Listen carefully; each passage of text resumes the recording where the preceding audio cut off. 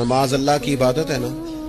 बिस्तर से उठकर सीधा मस्जिद में आके जहां आपका जी चाहे नमाज पढ़ने की इजाजत नहीं है। आप उठे, आपका लिबास पाक होना चाहिए, आपने वुजू किया हुआ हो, आपको सिमते किबला का पता हो, आपका मुंह काबा शरीफ की तरफ हो, जिस जगह आपने नमाज पढ़नी है वो जगह पाक हो, आपका लिबास पाक हो, वक्त का तयन हो, नमाज के आदाब आपको आते हो, आप बैतुल्लाह शरीफ की तरफ रुख करेंगे, कानों तक हाथ उठाएंगे, आप उन हाथों को मुनज़्ज़म तरीके से बांधेंगे, वक्त पर रुकू करेंगे, रुकू में कमर सीधी होनी चाहिए। आप रुकू से उठेंगे तो ऐसे नहीं कि कोई बात नहीं अल्लाह कबूल कर लेगा, जब तक आपकी कमर पूरी ठीक नहीं होती, रुकू से उठते वक्त आपकी नमाज मुकम्मल नहीं होती। आप सजदे में जाएंगे तो पेशानी जमनी चाहिए, नाक जमनी चाहिए, आपके पांवों की उंगलियां जमीन पर लगनी चाहिए।